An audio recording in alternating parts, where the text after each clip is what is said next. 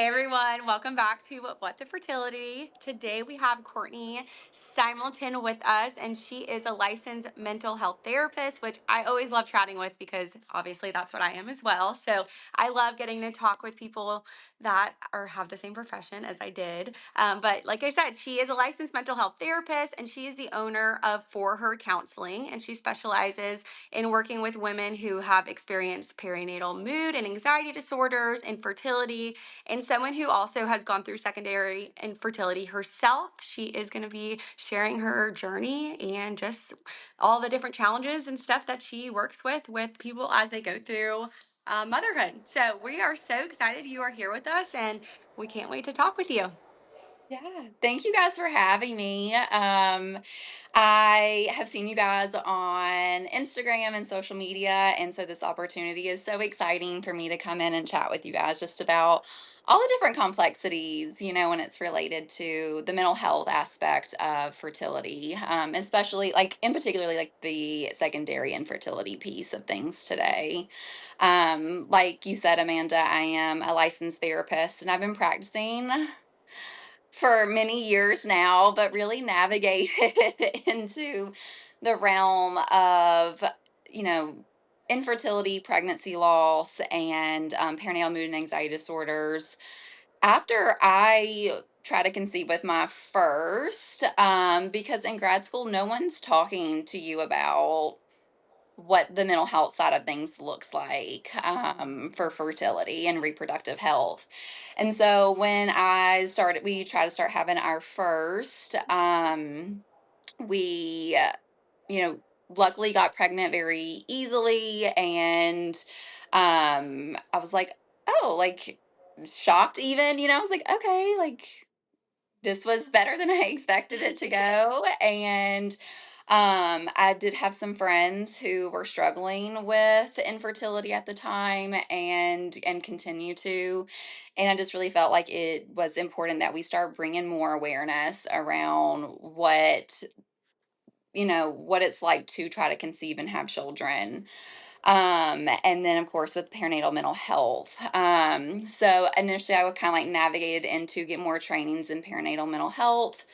And then did some training through the American Society of Reproductive Medicine and through the Jones Conference and things like that, just to get more educated on what the mental health side is like. I And love that's that. I was yeah. going to say, because you're exactly right. When women are going through loss or infertility, they think like go to a therapist. And in my Mhm. experience, the average Joe therapist out there has no idea how to handle pregnancy loss or For infertility. sure. I mean, I think I've shared it before where I went to a therapist finally after like 4 miscarriages, and her advice to me, deadpan in the face, was like, well, have you tried to cry about it? It's like, I was like, is that a joke? You're So like, we oh, yeah, just that comes so naturally. appreciate you focusing on that. And when we had all of the guests come in and say like, we want to be on your podcast, you were one of our top choices of like, wow, what a resource for women to have someone that now we know has also gone through it herself, Yeah. and also specializes in it, because it's kind of rare right now.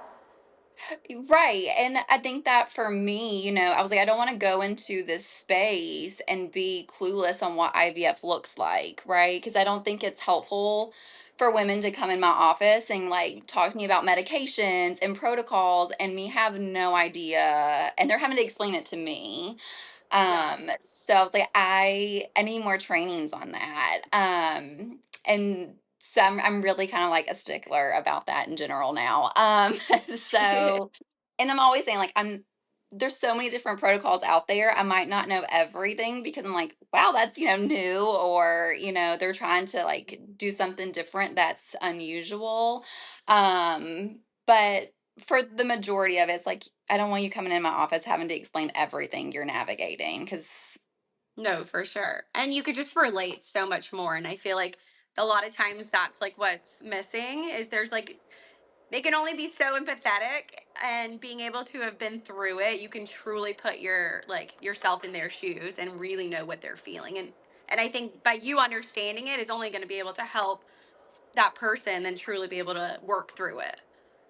Right. And so that kind of like leads me into like my own experience. Like when I initially started working as a therapist in this, in this space, I didn't have the personal experience. And I kind of make the joke, I don't know if this is good or bad, of just being like, the world was like, no, you need to really feel it to like be able to like sit in space with women. Yeah. And so, like I said, we had our first child successfully, naturally, pretty easily. And then trying to conceive our second, we were like, we want kids 2 years apart, and we're gonna start trying. And it's just night and day different from my first journey, which brings a lot of confusion and just different griefs, which I know we'll talk about a little bit more, that just come up when you're going, what is happening, because this is night and day different. So we try to start conceiving with our second, and unfortunately, experience 4 miscarriages along the way of that. So we started trying, had success pretty quickly as far as getting pregnant, and then had our first loss, and kind of going to the OBGYNs, like, them help. I was able to pass it naturally, or, on my own, but they're like, bad luck, right? And you're like, you read the statistics of 1 in 4, and you're like, okay, like this happens to so many women. And so, you know, we'll try again. And I think for you, well, first of all, we're so sorry for your losses. I Yes. mean, that's devastating. And I know that the three of us have all been there, and the back to back is devastating, but I'm very interested for you and your family, like having that miscarriage, because having that miscarriage after a successful pregnancy, was that even more like just like in your face, like what the heck is going on? Because I've had in the last couple months, people have come to the podcast saying, I never thought I'd need to follow you, or I never thought I'd have to, but now, like, what's going on? I don't understand. Was that just like a really weird mental process? Oh my gosh, so shocking. I had went in for my like confirmation appointment to the OBGYN, and she was like, "When do you want to get scheduled for your first ultrasound?" And I was like, "Well, I want to do the CVS, like genetic testing. So we can push it off to 10 weeks. No big deal, like no, like just so naive, right?" And so when I started, bleeding at 9 weeks, so right before for what would have been the first ultrasound, I was like, wait, like what is happening? Like I'm calling, like the OBGYN, and they're like, oh, it's your second. It is, your body just knows what to do. And I was like, I don't think this is normal. So yes, I mean, it was just really confusing, and I just never would have thought that, having a successful pregnancy the Of first time, course. and, No. naturally too. Yeah, because I think like Amanda, myself, and other guests, we go into that first appointment. Those first 8 weeks are so anxiety ridden, which I'm sure you Yeah. you see that in your patients. And for somebody that didn't have that experience the first time, you probably didn't do that, right? And Yeah. but No. now as you walk us through the rest of your journey, like now you are in that mental space as you try again for the third time.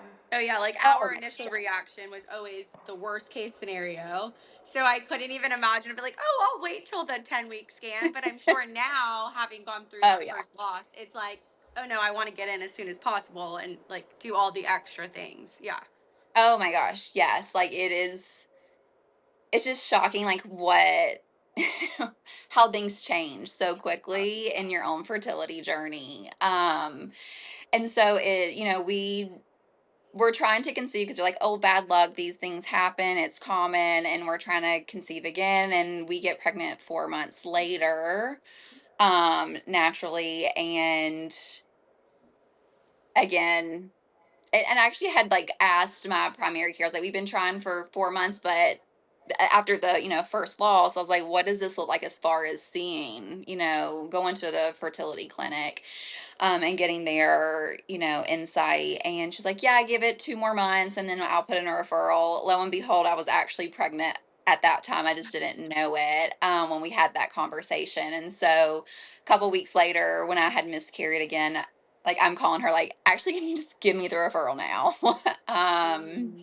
And so luckily my primary care is the one who's like, no, we're just gonna, put this right into, send it to the fertility clinic. And so got in with them. And of course, like I said, I had 2 more losses after starting to work with the fertility clinic. But it's just such a journey, right? Where you're just going,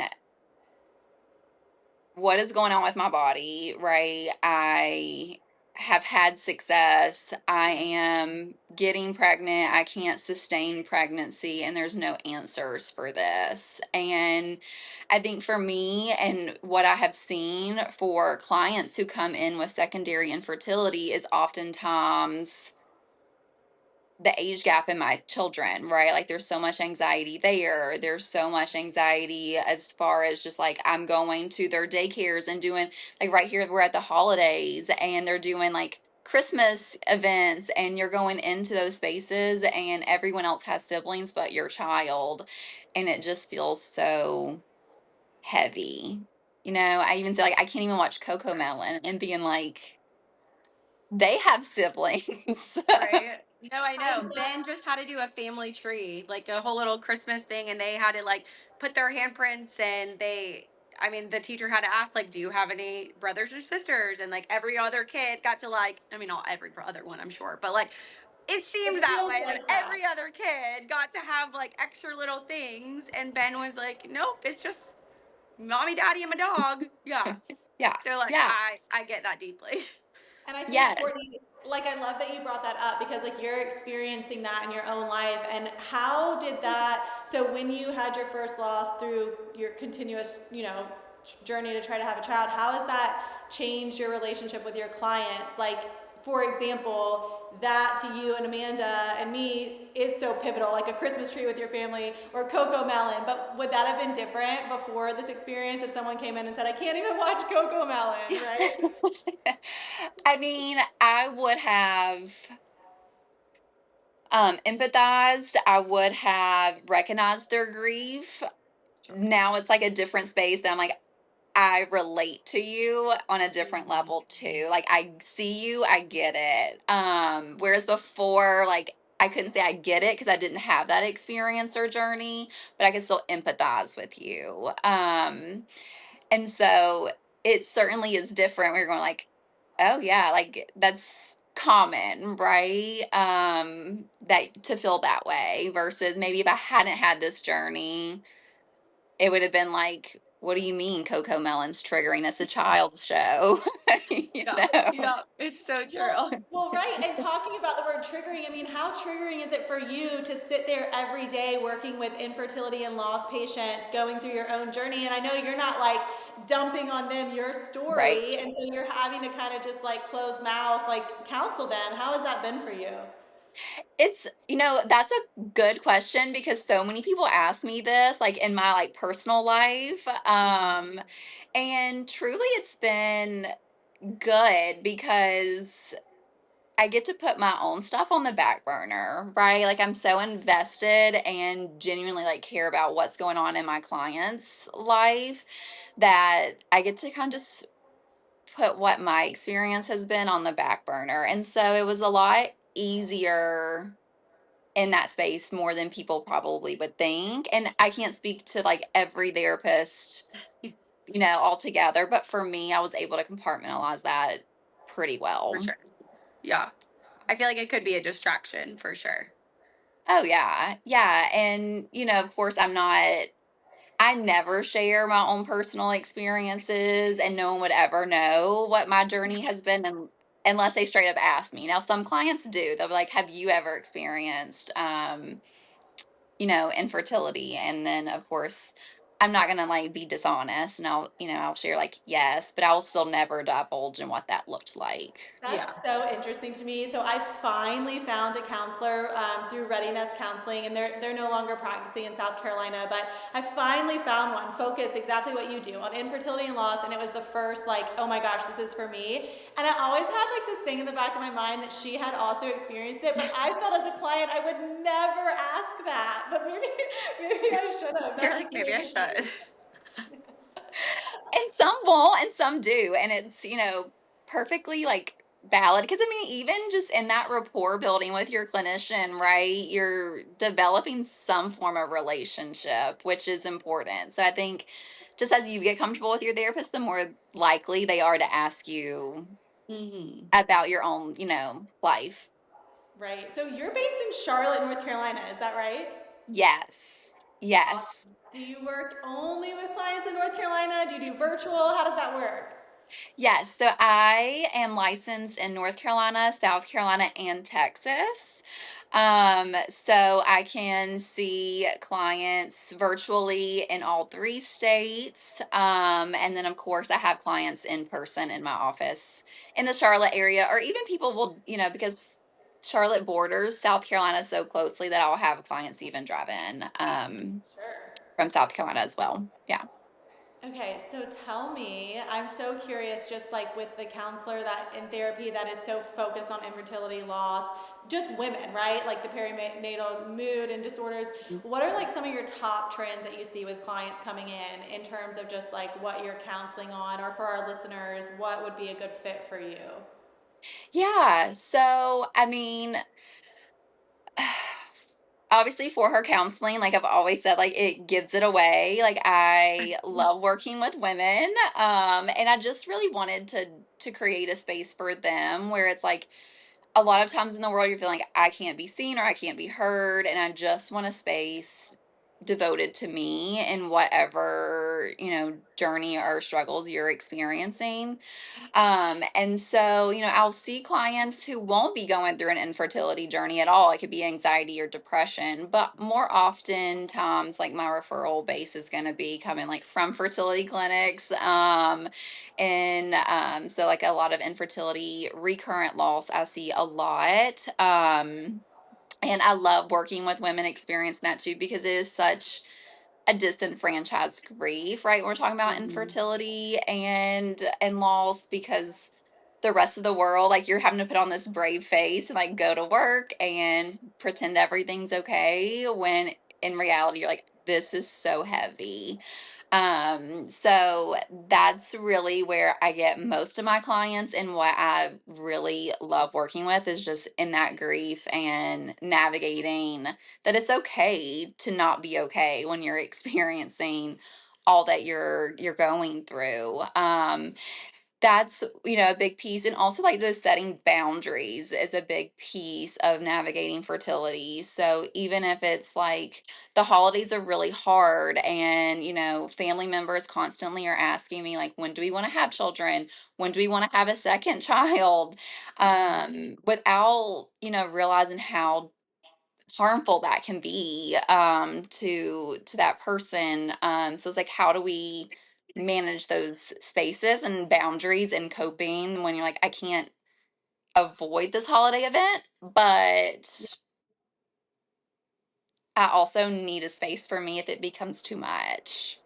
Yeah. Do um you That's do you have like incredible. one or two one-liners that you could I know, share with right? the listeners? Like, okay, I don't know, the holidays, and like, are there just like you said, boundaries and statements that you can be? It's mostly going to be with family or friends, right? So you don't want to just like cut them off, Yeah. but create that boundary that's just like nice, but also like stop.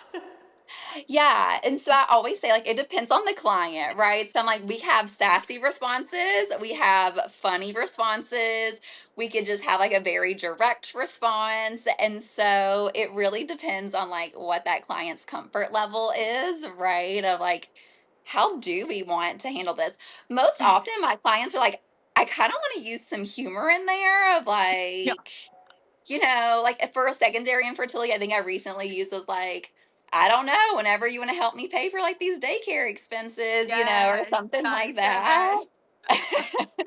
So it's like you can kind of like shut it down and feel Empowered. Yeah. empowered of this is my space, like this is my journey, and it's just whatever they're comfortable Yeah, with being because a able to lot of share. times it is the family members, and of course, they, for the most part, don't have any ill intent behind it. And Right. so they just have usually not walked through this space to understand how hurtful it actually can be. And Hmm. so, yeah, I think being able to kind of like use humor in it, but still being able to like share with them, like, hey, maybe let's not say this. Like, there's another way to say this.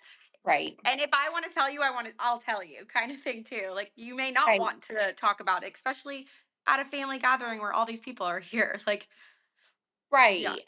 Right. And like if it's a relative that you feel like really comfortable with and you want to share what your journey has been, like this just hasn't been easy for us to have a child or a second.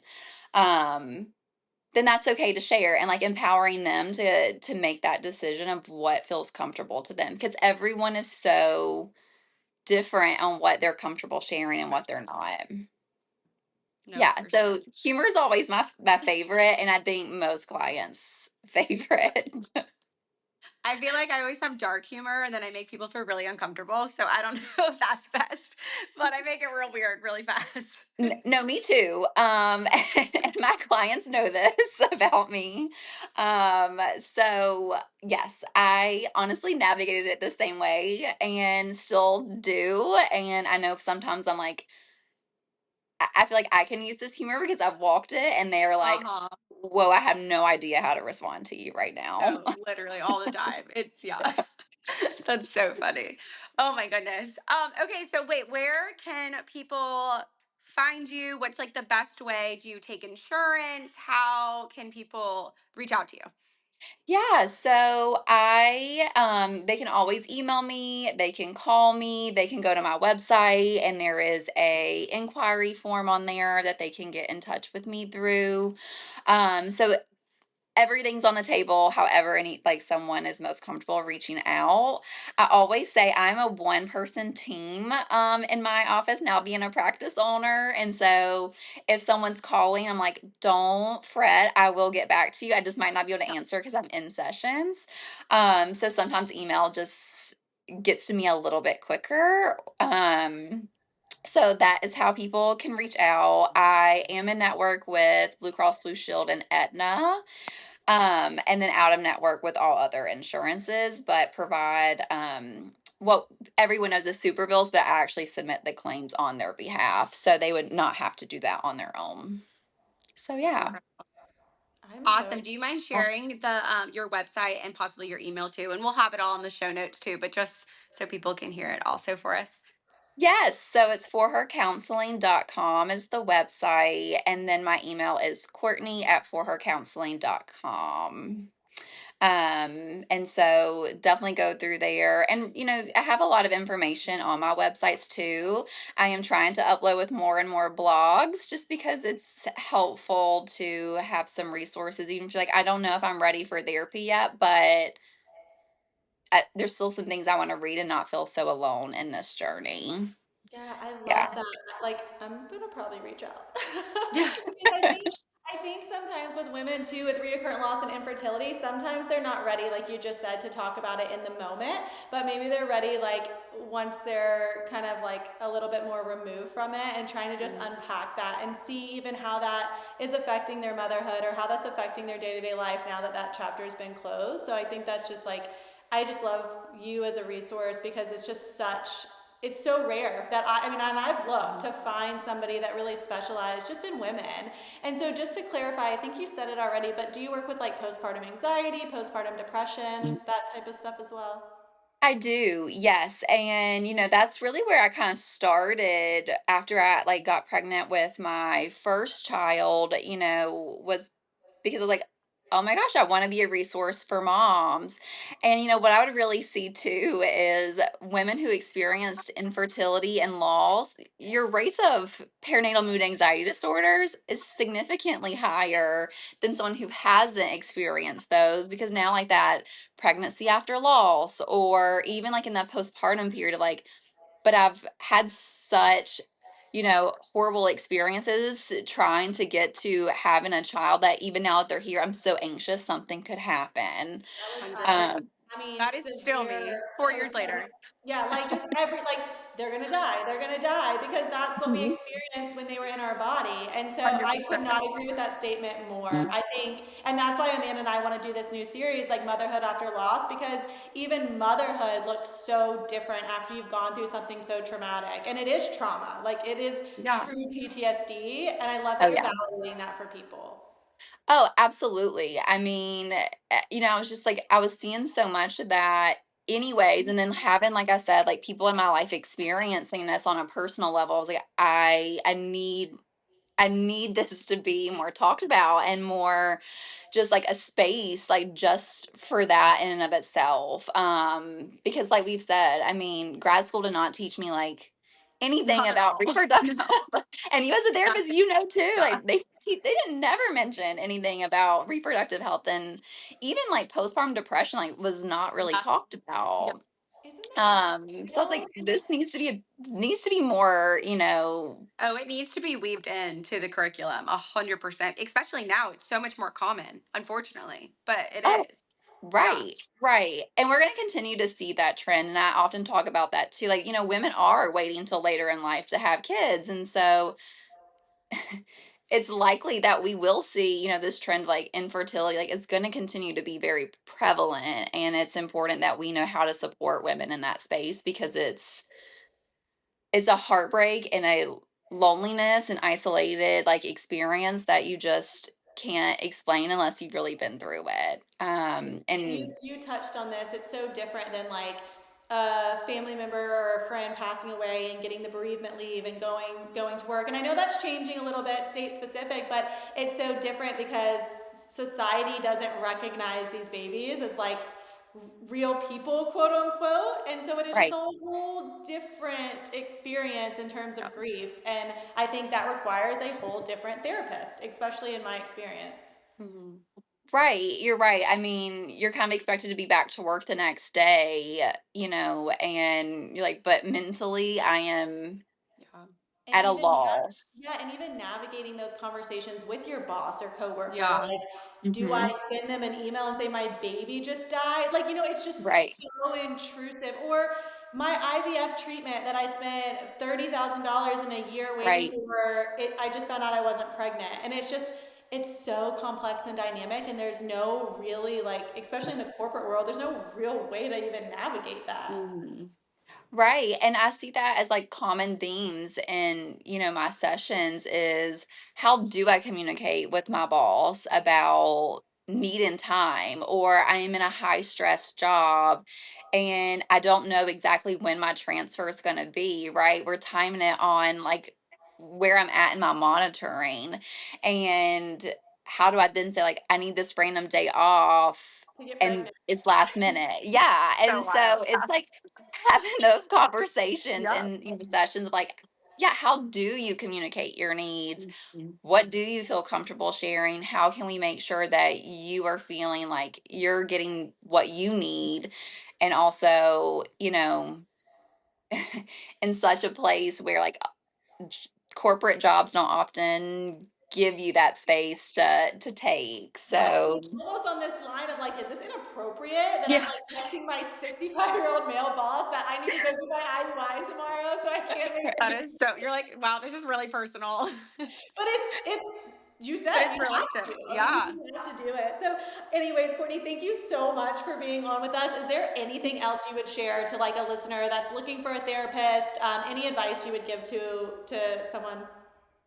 yes, when it comes to looking for a therapist, especially in the infertility space or recurrent loss, my biggest recommendation is just trying to find a good fit. I mean, I think for the best success, it is calling that person, talking with them about their experience and their knowledge on what infertility and pregnancy loss, etc., looks like, and just making sure that you're really connected because the best outcomes are going to come from having a good rapport with your therapist.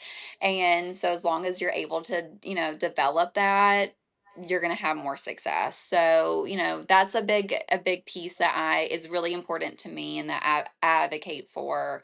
And then also just, making sure they have some sort of, knowledge and trainings on what the fertility space looks like. And, we talk about perinatal mental health a lot today, but also like people can be trained in perinatal mental health and not be trained on infertility. So also knowing like those are very different too. And so you just want to make sure it is someone who is trained in that specifically. So No, that is incredible. And like Kat and I said, you are an incredible resource, and we're so thankful you were on with us. And especially for those that are in the North Carolina, South Carolina, and Texas, be sure to check her out. We will have everything in the show notes, and look her up. So thank you, Yeah. Courtney, for being on. We really appreciate you. yeah, thank you guys for having me. I appreciate it.